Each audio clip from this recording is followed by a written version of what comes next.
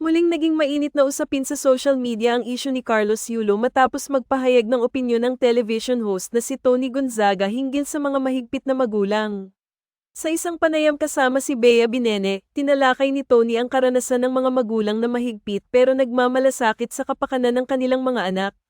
Siyempre dati, feeling mo, lagi kang pinagbabawalan, parang lagi kang kinokontra. Napagod ka na nga, hindi binibigay what you want. But when you grow up, especially now I have a sister, that's when you realize na, oo nga, may point siya, ani Bea. Ayon naman kay Tony, bagamat maaaring ipaliwanag ng mga anak ang pagiging mahigpit ng kanilang mga magulang sa masamang paraan, sa huli ay makikita rin nila na ang mga ito ay para sa kanilang proteksyon. Matatandaan na naging viral si Carlos sa social media dahil sa hidwaan niya sa kanyang mga magulang.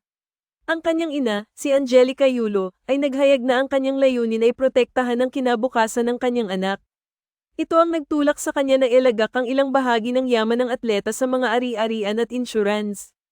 Ang isyu ay nagbigay diin sa mga saloobin ng mga kabataan hinggil sa mga patakaran ng kanilang mga magulang. Maraming mga netizens ang nagkomento na may mga pagkakataon talaga na tila masyadong mahigpit ang mga magulang, subalit sa paglipas ng panahon, nauunawaan din nila na ang mga ito ay nagmumula sa pag-aalala at pagmamahal. Ang pahayag ni Tony at Bea ay nagbigay inspirasyon sa mga tao na muling suriin ang kanilang mga pananaw sa kanilang mga magulang. Madalas, sa kanilang kabataan, hindi agad naiisip ng mga anak na ang mga desisyon ng kanilang mga magulang ay may layunin at hindi lamang basta nag-uutos. Ang mga aral na nipapasa ng mga magulang ay nagiging batayan ng mga anak sa kanilang paglaki at pagbuo ng kanilang mga sarili. Sa konteksto ng buhay ni Carlos, ang mga ganitong usapin ay mahalaga sapagkat ito ay nagbigay diin sa mga hamon na dinaranas ng isang bata na lumalaban sa sariling mga desisyon, lalo na kung ang mga magulang ay may mga plano at pananaw na maaaring magkaiba sa kanya.